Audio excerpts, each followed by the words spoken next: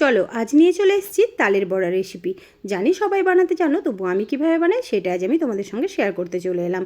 তবে আমিও 2-3 রকমভাবে বানাই, আজকে বানাবো চালের গুঁড়ো দিয়ে, সেটা আজ তোমাদের সঙ্গে শেয়ার করি। তো দেখো, প্রথমে আমি 1 বাটি তালের পাল্প নিয়ে নিয়েছি, আর এর মধ্যে দিয়ে দিলাম 1 বাটি পরিমাণ চালের গুঁড়ো, আজকে চালের গুঁড়ো দিয়ে বানাবো। আর দিয়ে দিচ্ছি 1/2 বাটি পরিমাণ ময়দা, চালের গুঁড়োটা ক্রিস্পি করবে আর ময়দাটা দিলে ভেতরটা অনেক সফট হবে। তারপর এর মধ্যে আমি দিয়ে দিচ্ছি স্বাদ মতো চিনি। চিনিটা আমি এখানে বুঝে দিয়েছি, তার কারণ তালের পাল্পের মধ্যে চিনি দিয়ে আমি পাক করে রেখে দিয়েছি, তো সেই জন্য চিনিটা বুঝে দিলাম। দিয়ে দিলাম 1 চুটকি নুন, আর দিয়েছি দেখো এখানে 1/2 বাটি পরিমাণ নারকেল কোড়া। নারকেল কোড়াটা তোমরা একটু বেশিও দিতে পারো।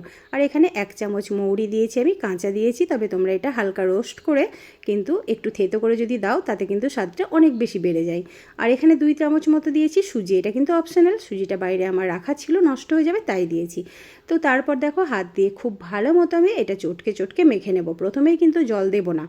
তো দেখো এটা খুব ভালো মতো মেখে নিয়েছি, এরকম হয়েছে। এবারে এর মধ্যে অল্প অল্প জল দিয়ে আমি মেখে নেব। তো এই যে দেখো, আমি দেখানো হয়নি, 1 কাপ পরিমাণ জল লেগেছে, আমি এটাকে এরকমভাবে মেখে নিয়েছি। তো ব্যাটারটা আমার হয়ে গেছে।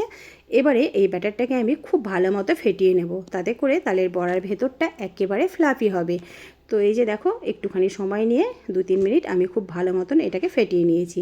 তো এই যে দেখো, আমার ব্যাটারটা কিন্তু একেবারে রেডি হয়ে গেছে, আমি 5 মিনিট ঢাকা দিয়ে রেখে দিয়েছিলাম। তো চলো এবার বড়াগুলো ভেজে নেওয়ার পালা। তো তার জন্য এখানে কড়াইয়ে তেল গরম করতে বসিয়ে দিয়েছি, একটা বাটির মধ্যে জল নিয়েছি। বড়াগুলো ছাড়ার আগে হাতটা একটুখানি জলের মধ্যে ভিজিয়ে নিলে বড়াগুলো ছাড়তে খুব সুবিধা হয়, হাতের মধ্যে আটকে যায় না। তো এভাবে আমি দেখো বড়াগুলো একে একে তেলের মধ্যে ছেড়ে দিয়েছি। তো যেহেতু আমি এক হাতে ফোনটা ধরে ভিডিও বানাচ্ছি, তাই খুব একটা ভালো বড়ার শেপগুলো আনতে পারছি না, তবে তোমরা যখন বানাবে তখন অনেক বেশি সুন্দর হবে। হাতে তো ফোন থাকবে না আশা করি, তো তাই আর কি, তো একটু মানিয়ে নিও। তো এইভাবেই আমি সমস্ত বড়াগুলো দিয়ে দিয়েছি দেখো। তো এটা কয়েক ব্যাচে ভেজে নেব, আর দেওয়ার সঙ্গে সঙ্গেই কিন্তু উল্টাতে যাবে না।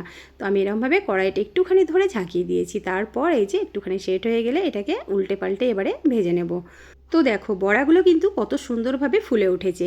তো ব্যাটারটা একটুখানি খুব ভালো মতন ফেটিয়ে নিলে কিন্তু এই বড়াগুলো খুব সুন্দর ফুলকো ফুলকো হয়, আর ভেতরটা একেবারে স্পঞ্জি হয়, খাওয়ার সময় মুখে দিলেই যেন মিলিয়ে যায়। তো দেখো দেখতে কতটা সুন্দর হয়েছে। তো এভাবে আমি আরও একটু লাল করে ভেজে নিয়েছি, মানে একদম ক্রিস্পি করে, ওপরটা ক্রিস্পি হবে আর ভেতরটা কিন্তু একদম নরম, মানে মুখে দেওয়া মাত্র মিলিয়ে যাবে। তো এভাবেই আমি কয়েক ব্যাচে সমস্ত বড়াগুলো ভেজে তুলে নিয়েছি। তো দেখতেই পাচ্ছ বড়াগুলো দেখতে কতটা সুন্দর হয়েছে, আর স্বাদে কিন্তু অসাধারণ। এর মধ্যে নারকেল আছে, মৌরি আছে, চালের গুঁড়ো আছে, আবার আছে সুজি, আর নরম হওয়ার জন্য আছে ময়দা।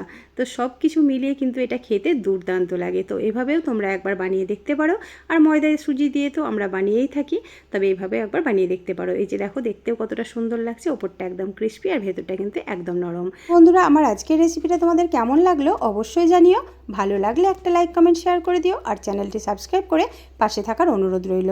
যারা ফেসবুক থেকে দেখছো প্লিজ একটু ফলো করে দিও, আর যারা ইউটিউব থেকে দেখছো তারা আমার চ্যানেলটি সাবস্ক্রাইব করে বেল আইকনটা অন করে দিও, যাতে করে ভিডিও ছাড়ার সঙ্গে সঙ্গে তোমাদের কাছে নোটিফিকেশানটা পৌঁছে যায়। তো আজ তাহলে আসি, দেখা হচ্ছে পরের ভিডিওতে নতুন কোনো রেসিপি নিয়ে। ততদিনে সবাই খুব ভালো থেকো, সুস্থ থেকো। নমস্কার।